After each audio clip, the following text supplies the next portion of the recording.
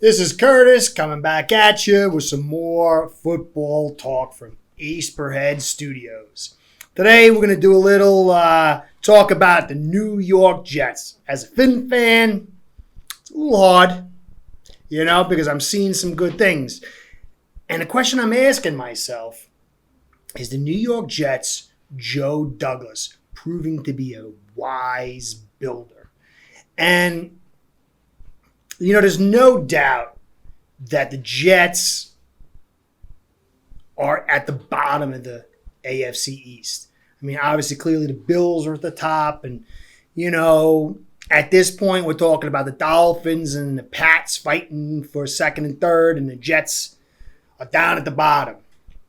But I don't think that's a bad thing from what I'm seeing.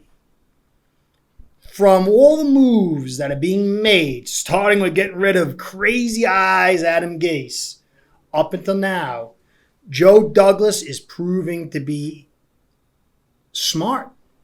And I think I have a bunch of Jet fans. As you probably could tell, I'm from New York, so I got a lot of Jet fans that I know. And a lot of them are kind of blasé. They're very once bitten, twice shy. And I know that, Reality is, all of us in the AFC East have been the redhead stepchild to the Patriots for like 20 years now. And, the reality is that, the Dolphins have a little more illustrious past than the Jets. But both teams have been really taking on a nose for decades. But the Jets, truth be told, the last 20 years have had more opportunities. They've been more in the limelight.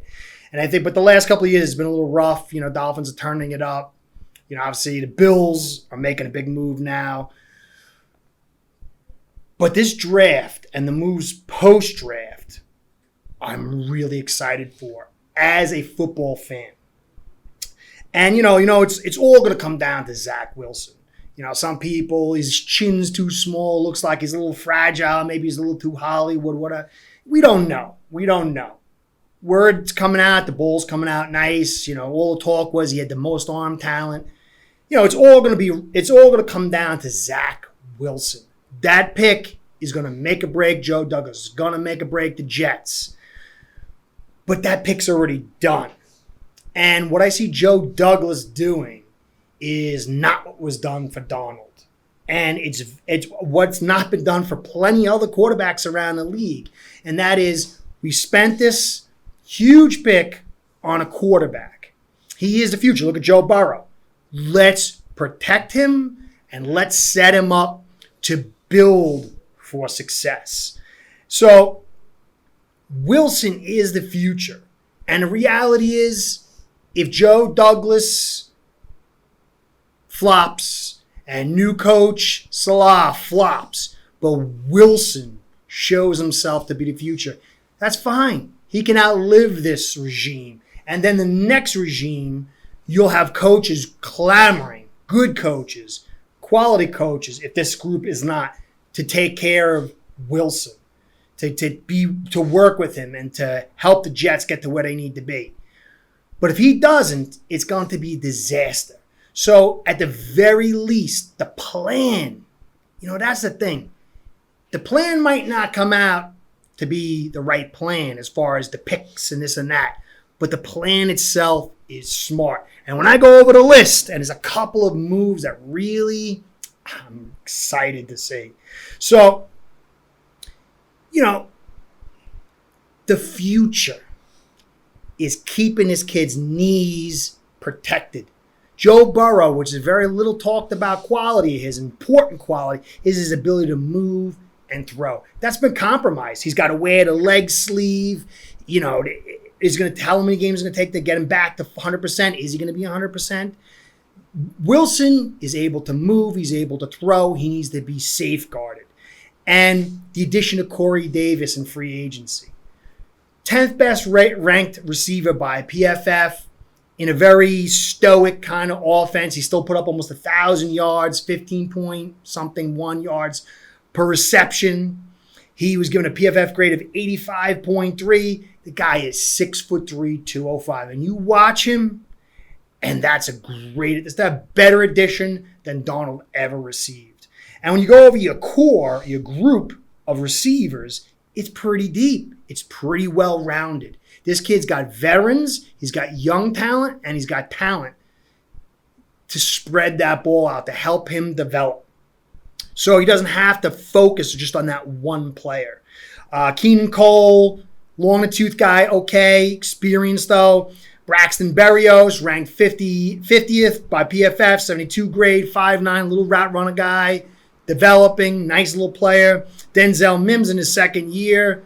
Didn't really get a lot of snaps, but 6'3", 215. What can he learn from Corey Davis? There's such a similar prototype there. Still 67th best receiver in the league by PFF standards, and it's only his first year. And knowing how tough it is for receivers to make it, that's not too shabby. And then you have James Crowder, ranked 34th. He's a small guy, 59 receptions out of 89 attempts, almost 700 yards, 11.8 yards per reception, 32 first downs. Nice little security blanket. Maybe help Berrios come along. Good player for Wilson to rely on. So when you go across the board, you've got star talent who 1,000 yards when a heavy run offense with Ryan Tannehill sometimes threw like 8 or 9 passes a game or something like that. This kid's going to blossom, okay? His stats are going to balloon. And then you have across the board adding in, now that's another thing, tight end. Tight end's a very, very nice security blanket for the quarterback, a young quarterback. Chris Herndon, 4th round pick, came out, had a good season, then it was a suspension for drugs, then an injury. Last year, though, he quietly put together a quality season. Will year 4 be that step up?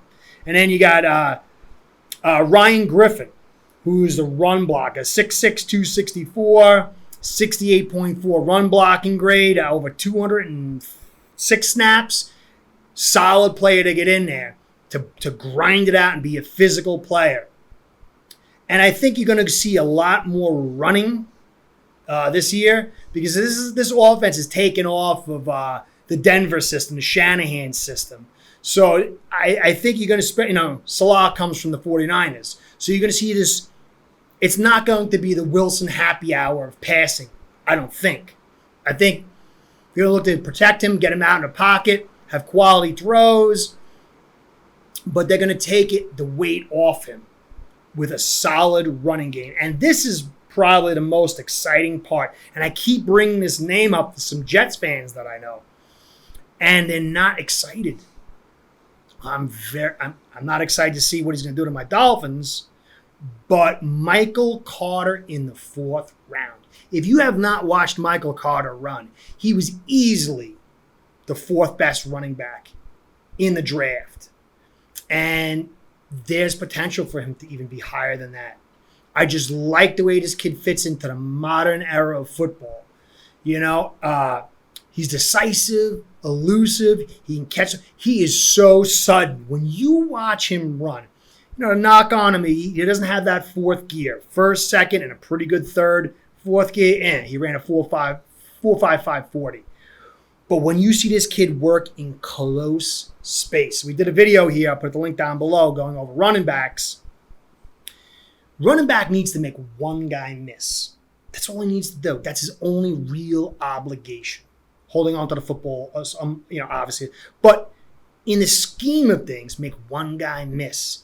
And when you watch Michael Carter run the football, he makes people miss. His lateral ability, his ability to just, it's like a 3 or 4 yard jump cut.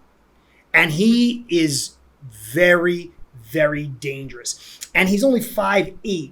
And, some people don't realize that these smaller backs, they get lost behind big offense. And you guys have a huge offensive line. He's going to get lost behind it.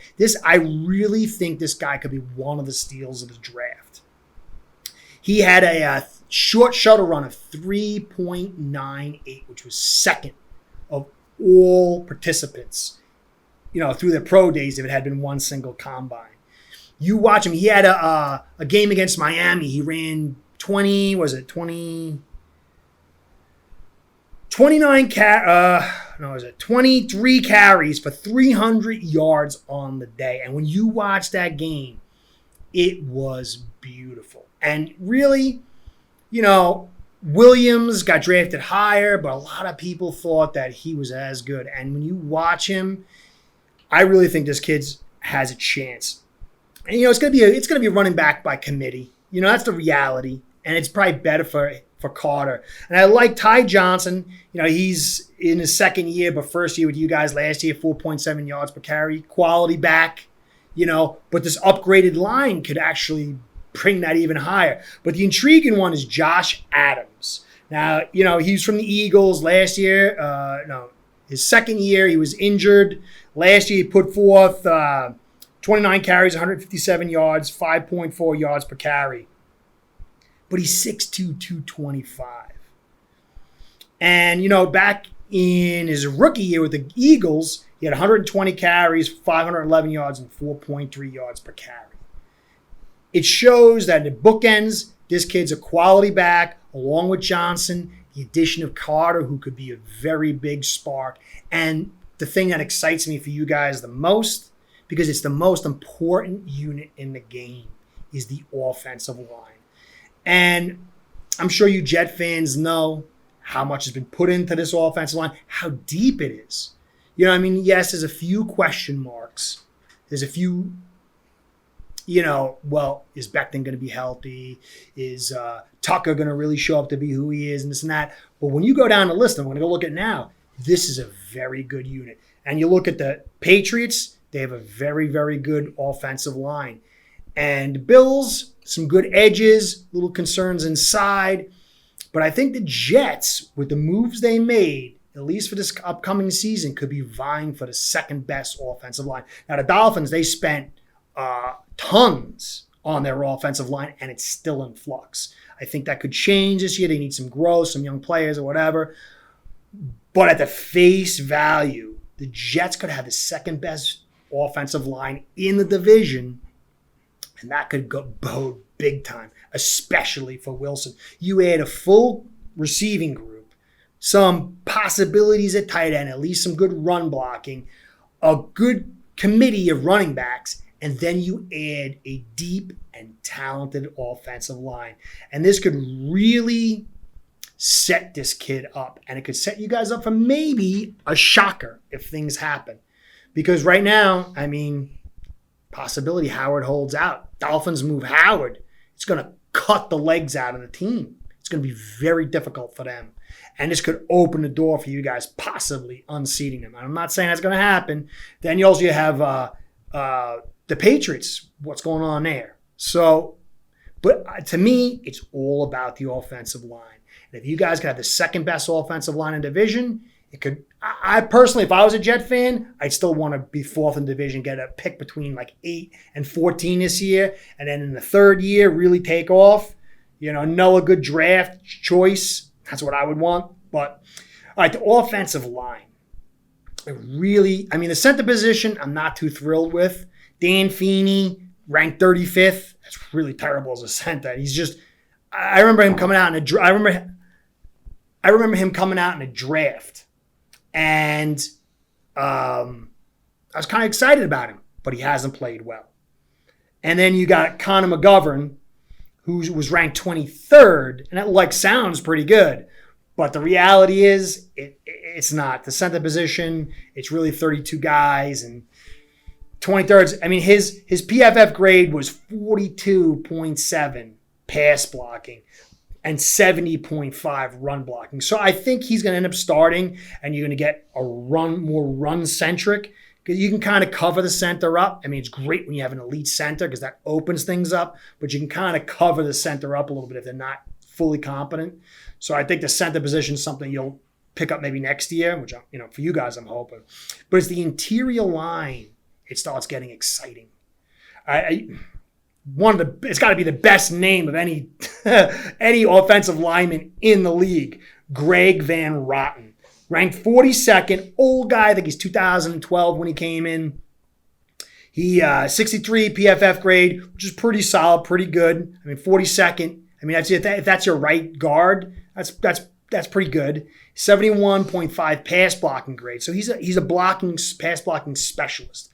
So I could see him possibly coming in and playing that right guard spot, but he'll be battling it out with Alex Lewis too, who could maybe take it from him. But they kind of like flip their skills.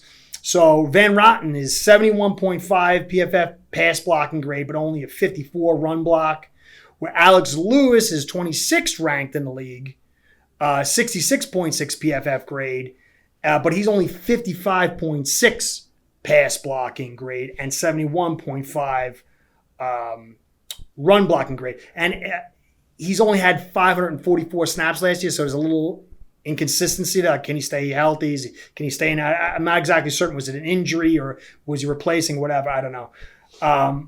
But, Van Rotten and Alex Lewis were battling out probably for that right guard spot, which is not bad. I mean, the Dolphins have Jesse Davis, who they love, and he's ranked in like the 50s. And you guys have basically two top 50 players at the guard position who are going to be probably fighting out for one position. And then you move down a little bit, George Fant, ranked 61st in the league as a tackle.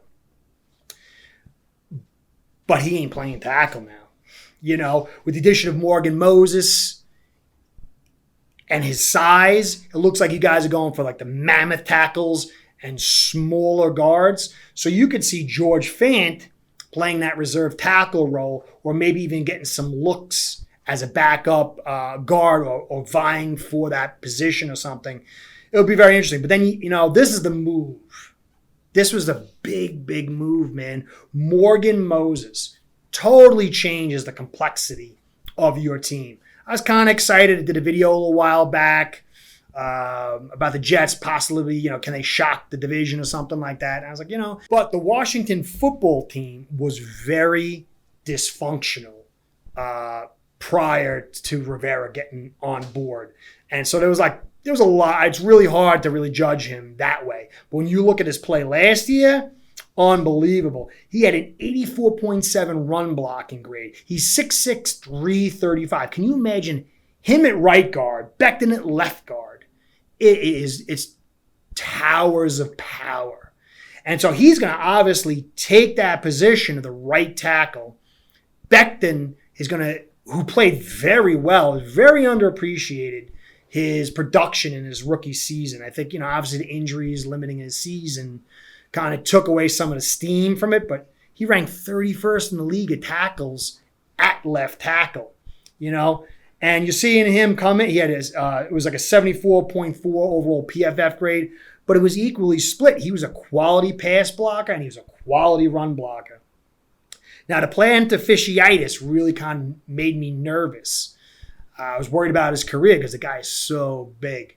But I was doing some studies on the injury, and it seems like a lot of things have changed. They used to give cortisol shots for those things, and what happened is that can exasperate it and make them rupture. But they don't do that anymore. Now there's crazy medical technologies out there. They can take marrow injections. They have this other thing they can inject in there, and it's like not an issue too much anymore, unless it's like very, very serious. But he's come in. He's looking pretty healthy. He's dropped weight. And so you're going to have Becton, Moses certainly on the bookends. You still got to be a little concerned about Becton, but I believe he's going to be all right. And then you have Fant, probably playing the reserve role. And then you got Vera Tucker, who, there was some people mocked the move up to go get him at 14. Some people cheered it. I personally cheered it because if you're going to spend the second overall pick on a young QB, primary thing to me is protect him. Give him a running game. Give him play action. And that's what the Jets did. This addition of Moses, along with Vera Tucker, with Becton and the rest of the crew, Wilson's going to have a fair opportunity. And Vera Tucker, some people are like, he played left tackle when he was really a guard, and he held his own. He got beat by Kayvon Thibodeau in the Pac-12 championship game, And that was a knock on him. Like, oh, dude, he finally came, he's beating up all these stiffs, and he finally came across a real pro lineman, and he got gobbled up. But he was out of position. This kid is sound. He's not super athletic, but he's pretty big. He's got excellent technique. And as a left guard, he is going to be people comparing him to Zach Martin, that same kind of feel. And then you pair him next to the giant Becton. That left side is going to, it appears, it's going to be very, very stout. And then you add the quality competition, the quality depth, with a Lewis and Van Rotten. They can either come in for Tucker, they can battle out for that right guard spot, then Morgan Moses and Fant. That is, aside from the center position, this is very, very good offensive line. And, the Jets, Salah is a quality defensive coordinator. I have a feeling that like Flores and Belichick, he's going to come in and he's going to make more with less on that defense. And if you guys can get that stretch run game going and you can get quality time of possession, it's going to buy more space for the defense to sit on a bench, to rest. It's a very crucial aspect. So the offensive line is the most, I say it, I don't know if you guys looked at my other videos, there is no more critical unit in the game of football as the offensive line. There's no unit that has as far-reaching effects on both sides of the football as the offensive line. You don't need the 90s Dallas offensive line to be successful, but if you can have a good and deep offensive line, success is right there. It's right there for the taking. Time of possession through the run game, the skills get the opportunity to get the ball, the run backs get lanes, the QB gets protected.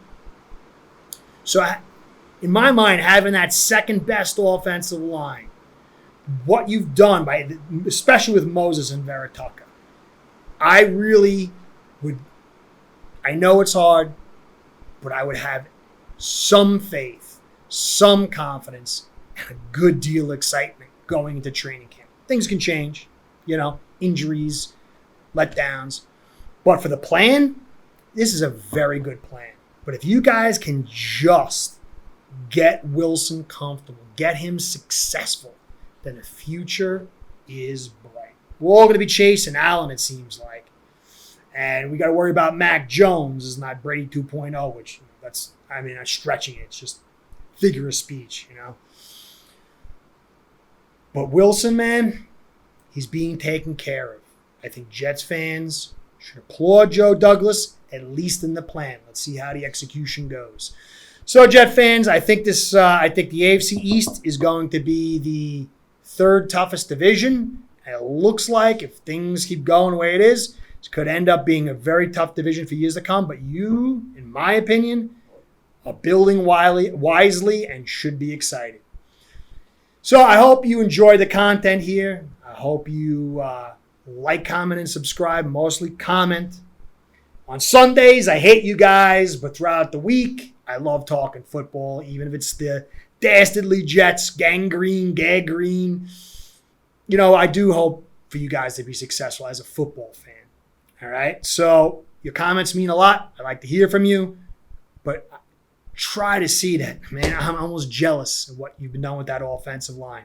So this is Curtis saying thanks again for staying to the end. Talk to you soon. Be well.